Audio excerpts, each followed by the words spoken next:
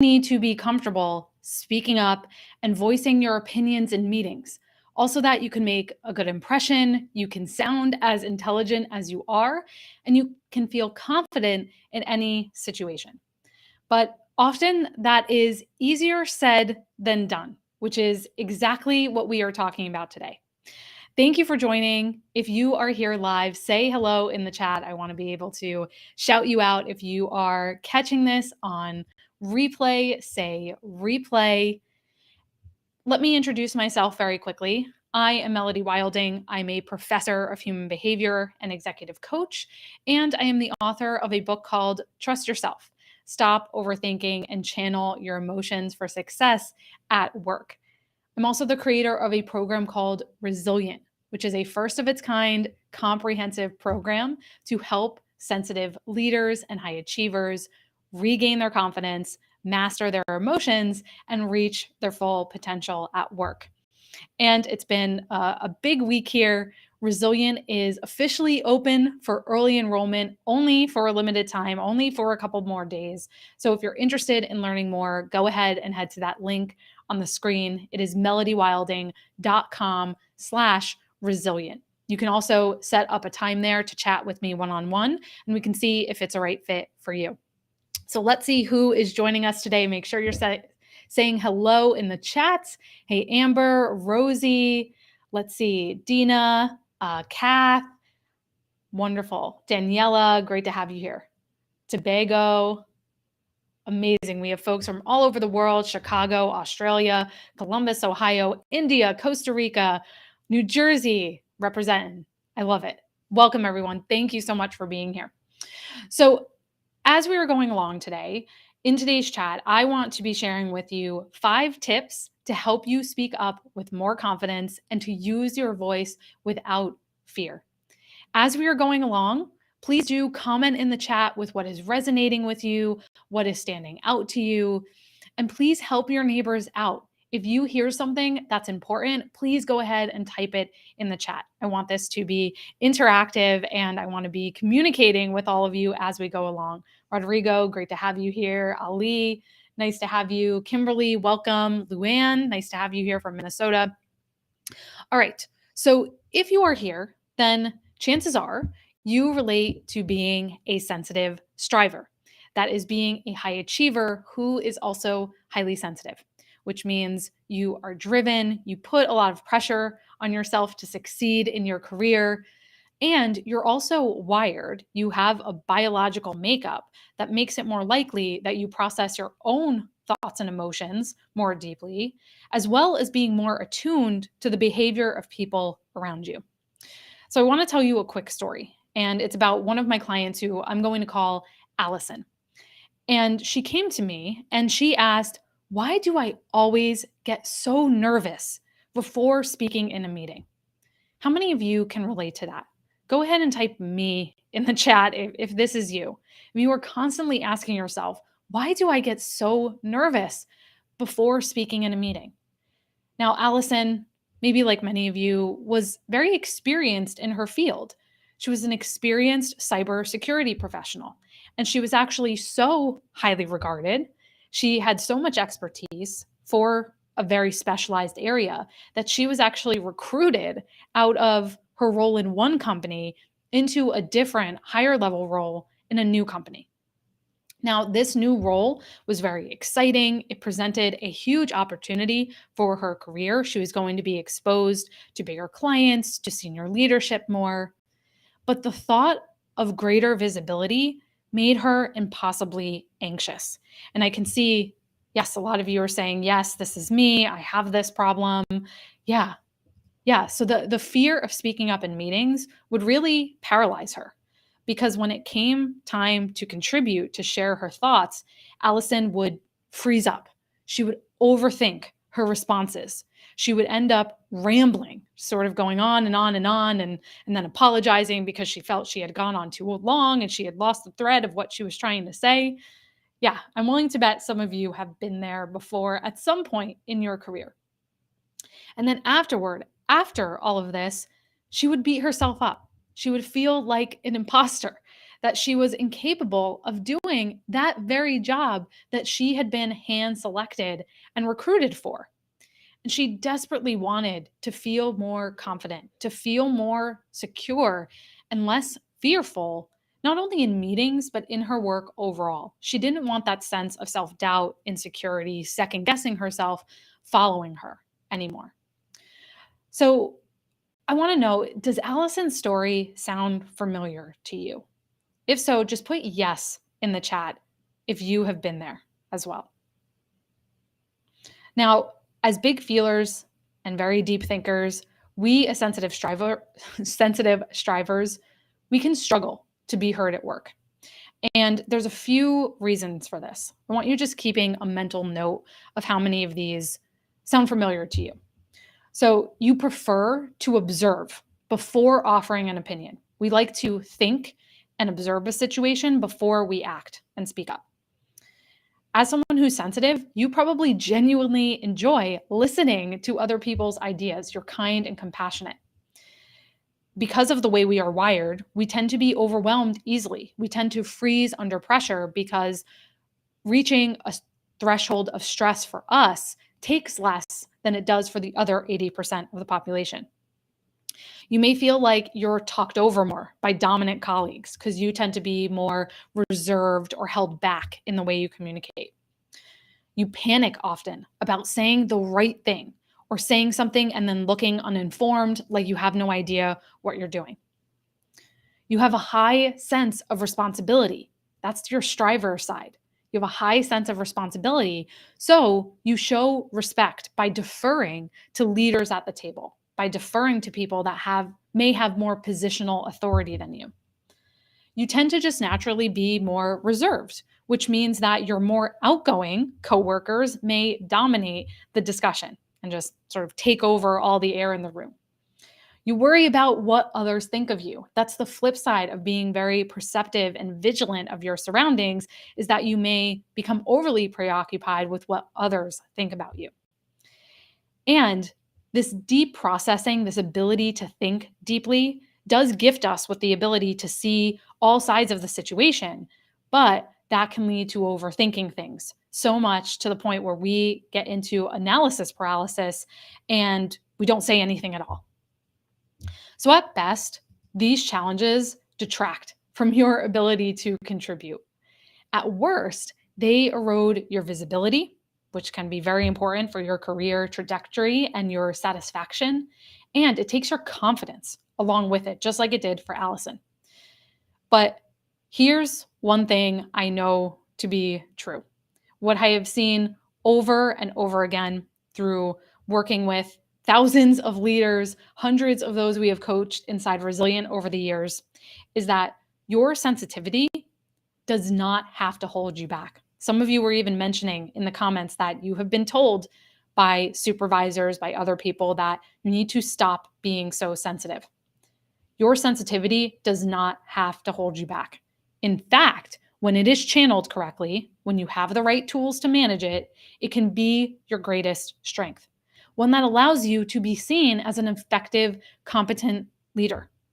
So just think about it. Your ability to listen, your emotional intelligence, your capacity to see details, to pick up on subtleties, to understand other people's needs, all of that is tremendous assets, especially when it comes to communication, when it comes to building relationships, and even influencing other people. You understand their goals, their desires, and you can use that to inform how you craft your communication and how you present your ideas. You can detect another person's reaction before they even say a word. You can read between the lines to understand their fears, their concerns, and empathize with them. You're willing to welcome other perspectives, diverse perspectives, because you value nuance and you know that adds to the conversation. So give me a +1 if that resonates with you. Now, you have all of these strengths within you. You just have to get out of your own way. So let's talk about how you can do that. And I want to share with you a few different strategies for speaking up with confidence. So our first strategy is to know your audience. Someone help me out by typing that in the chat here. Strategy number 1 is to know your audience.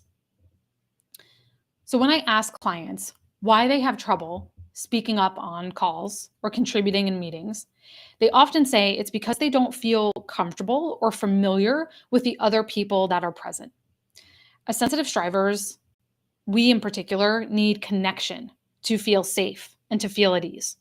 So that's why preparing for a meeting or a conference call happens long before you ever enter the room.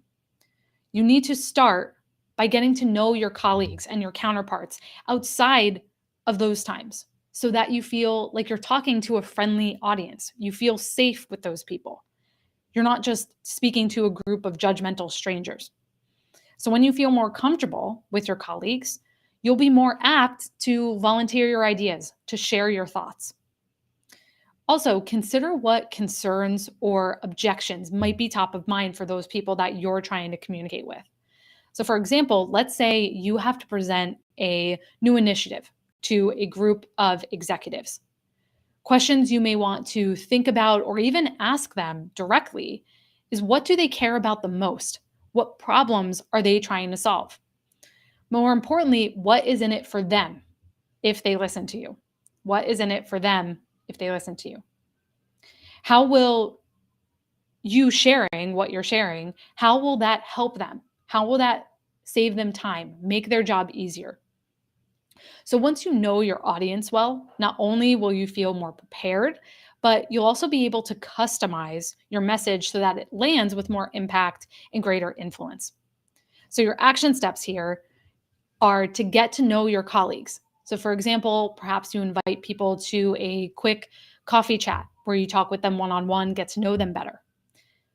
Second, think about framing your message in terms of how it benefits your audience so that it lands with them more effectively. Okay, so that is number 1, know your audience. Okay, strategy number 2 is to be succinct. Thank you all of you who are helping by typing this out in the chat. Let's get number 2 in the chat, which is be succinct. Did you know that the average person has an attention span that is less than 8 seconds? 8 seconds. Think about that. That goes by in a flash. Yet so many sensitive strivers, we try to compensate for our insecurities by over-explaining, either because we get nervous or because we want to say more to prove ourselves. We want to say more because we will believe that that will provide more value.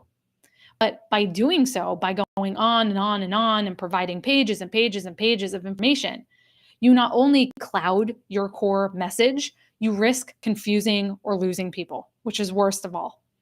So I want you to think about editing your ideas down to only the most important. Take notes that you stick on your computer so that you don't ramble. Write down your key message so that it's right in front of you so that you don't go on and you stick to that. Write down high-level bullet points. Keep them in front of you, keep them front and center during your meeting to act as an anchor so that you can go back to those. Now, there are times where you may have a lot of information that you need to communicate with people. And if that's the case, I want you to consider doing a pre-read. So a pre-read is a document that you send in advance that provides background information. It provides context that may be details about timeline, analytics. So not only does putting this together make you look very prepared, very knowledgeable and professional, but a pre-read also allows you to be more concise with the time you do have to speak because people already have the background information they need to be informed. So, action steps here. Make yourself a cheat sheet that boils down your thoughts to only the most important bullet points or questions that you want to hit. And second, provide a pre-read. That pre-read document is helpful to explain complex topics, context, background, so that in the time you do have to speak up, you can be more concise. Okay, so far talked about knowing your audience, Strategy number 2 is to be succinct. Strategy number 3 is to speak early and share stories. Speak early and share stories. Someone go ahead and write that in the chat. Now, early speakers, people who speak early on in a meeting, tend to be seen as more confident than people who speak later. So I want you to challenge yourself to speak early on. Perhaps you're the second or third person to share your thoughts. This is helpful for a few reasons. Mainly because the longer you wait, the more you'll find that all of the good ideas are already on the table, or people have already checked out. You've lost their attention. Remember, the average attention span is only 8 seconds. That's a very short amount of time. So if people have already checked out, or you feel like everything's already been said, you may be more reluctant to speak up and share. So share early. Now, people also engage with, they remember information more when it's wrapped in a story or an anecdote. So for example, if you want to suggest a certain course of action that your team take, think about a time when you saw that work in the past, or perhaps you have almost a case study example for how it worked for someone in your industry or outside of it. So as simple as saying something like, when we tried this strategy with customer A, we got really great results. What was most effective about this was when we did X, Y, Z. Can be as simple as that. And your story can certainly be about your past experiences, your successes, but again, it doesn't have to. You can share a customer or a client story to illustrate your ideas. You can talk about something that your colleagues or coworkers have done, or again, that you've seen work in your industry or outside of it. So, your action steps here are to speak up early. I want you to track how often you actually manage to be one of the first people to speak in a meeting. I want you to challenge yourself to do that. And second, to share stories to help illustrate your ideas and make it more memorable. Okay. Let me know what is resonating with you so far. Go ahead and type it in the chat. And if you have any questions as we're going along, please do type those in the chat as well. Thank you all again for being here. If you're just joining, say hello in the chat. I want to make sure we can shout you out. Or if you're catching this on replay, say replay, and we'll make sure we say hi to you as well.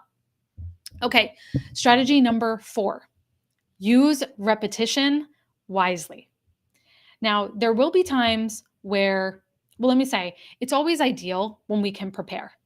As sensitive strivers, we like to think before we act. So wherever we can be prepared with our thoughts, what we want to say, know the audience, that's great. But the unfortunate truth of today's workplace is that there will be times where you have to speak off the cuff, where you have to think on your feet. And that can be especially challenging for us sensitive strivers.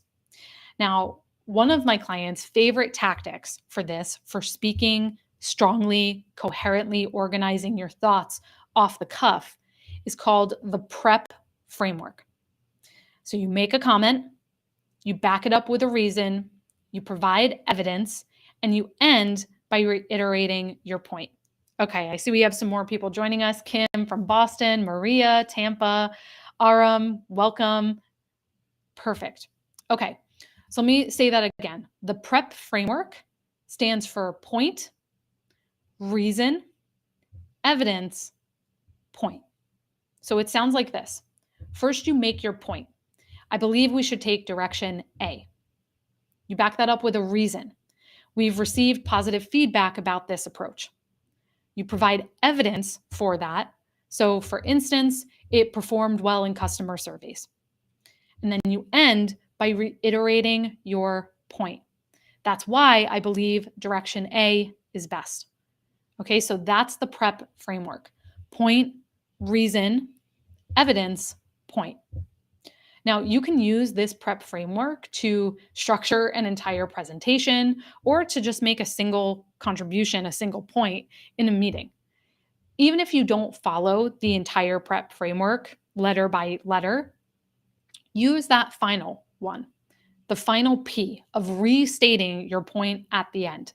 That is a very easy tactic to make sure you stay clear and, more importantly, to help your audience actually remember and internalize what you have said. It takes repetition. It takes 7 or 8 times for a person to see a message before they actually internalize it. So if you think you're saying something too often or too much, then you're probably saying it the exact right amount for it to land with people. So you'll notice that when I do these lives, I often repeat things over and over because I know that subconsciously that tells you that, hey, this is important. You should pay attention. It also gives you time to write it down or to think about it more deeply. So that is the power of using repetition wisely. So your action step here is to practice using that prep framework when you speak up and to always sum up and reiterate your message at the end. All right, that brings us to strategy number 5, which is to have a plan if you are caught off guard. So, as I mentioned, one of the most difficult moments for us as sensitive strivers is when you are caught off guard by a question or by someone trying to derail the conversation. This can be a major challenge for us. It can trigger imposter syndrome because we can feel like we don't know what we're talking about. What are we doing here? Right? So, this happens to everyone. Everyone gets caught off guard at one time or another. So, when it happens, I want to give you some tools to be prepared so that you can bring things back to your area of expertise. Now, one way of doing this is with something called bridging statements. So, bridging statements help you make a transition from one idea to another. So, bridging statements help you make a transition from one idea to another. They're very useful when you want to change the subject, when you want to steer the conversation from something you don't want to talk about to something you do. So, you often see politicians use these. So, some examples of bridging statements can be things like, I can't speak to X, but what I can say is Y. While X is important, it's also important to remember Y. Or let me first back up and give some context about X. And remember, you don't have to always answer right in that moment. Don't put pressure on yourself to have an answer on the spot. You can absolutely say that you need to loop back, but explain to the person why doing so, why putting some pause in between your response is best for their own interests. So, this gives you time to process the question, to be very thoughtful about your response, and it can make a great impression on the other person, showing them you're thorough, you're thoughtful. So, for instance, you can say, Jim, that's a great question. Let me do some research so I can give you the best answer possible. So, again, you're not saying, that's a great question. I don't actually know that answer, but you're telling them why it's in their best interest that you get back to them because I will be able to give you the best answer possible. Okay. So your action step there is to practice using bridging statements when you're caught off guard and circling back outside of meetings when necessary. All right, let's review what we have covered today. And if you are here live, I want to hear from you. What is your top takeaway from this conversation? What is one thing you're going to walk away from this live today and implement? Because information without action is useless. So I am happy to hear if you have learned something, but more importantly, I want to hear what you're going to walk away and actually do and change for yourself. So go ahead, type a few words or phrases in the chat. Let's make a commitment here so that we create accountability to actually follow through. So the 5 strategies we covered today to speaking up with more confidence and using your voice is number 1, to know your audience. Know your audience. Number 2, be succinct. Number 3, speak early and share stories. Number 4, use repetition wisely. And strategy number 5 is to have a plan when you are caught off guard. Okay, let's see what is resonating with you. Thank you so much to all of you who are typing and helping your neighbors out in the chat here. Amazing. Maria was saying repetition is sticking with her. Tobago is saying prep. Great. I really like number 4, using repetition wisely. Amazing. Amazing. Keep those coming in. I want to hear what you're going to commit to. We have someone saying, I will speak early from now on. Perfect. Keep those coming in, everyone. Now, you deserve, as a sensitive striver, to speak up and succeed. And many of my coaching clients come to me thinking that they are somehow broken. They are somehow broken because the situations that tend to cause them stress or anxiety don't seem to bother other people. But you are not broken. Nothing could be further from the truth. I hope that even in just this short conversation today, you are beginning to see how being a sensitive striver, how being someone who is driven, who cares, but who is a deep thinker and feeler can actually be an incredible professional advantage. That is when you learn to create balance among those innate qualities. Now, the fears, the doubts that have plagued you for so long, those don't need to stay in your way anymore. Inside of Resilient, which is my 3-month coaching program for sensitive strivers, we help you break free from imposter syndrome and overthinking so you can find the confidence you need or regain the confidence you need to lead effectively and make an impact in your highest contribution. Just like it has for hundreds and hundreds of sensitive strivers before you who have been able to regain that sense of control and joy at work. Now, you can learn more. You can save your spot. Spots are only available for a short time, and the early bird rate is only available for a few more days. So you can head to melodywilding.com/resilient to learn more. And as I said, now is the time because that early enrollment period is ending soon. So it is the time to take advantage of that discount. And the spots are extremely limited. So I want to make sure that I can give everyone in the group hands-on attention. So check it out, melodywilding.com/resilient. You can also book a quick call with me there if you have any questions, if you want to see if the program is the right fit for you. And let me just see. Let me check in one last time on some of your takeaways. So Dira said, speak early, share stories, and repetition. Gabriel said, speaking first. Ola said, speaking early. Let's see. Kim said, be more succinct. Amazing. Amazing, everyone. Well, I hope this was helpful for you today. You can always come back to this page here and re-watch this training. The replay will be here for you. Thank you so much, everyone, for being here today. I will be back next week with another video, and take care of yourselves. I will see you soon.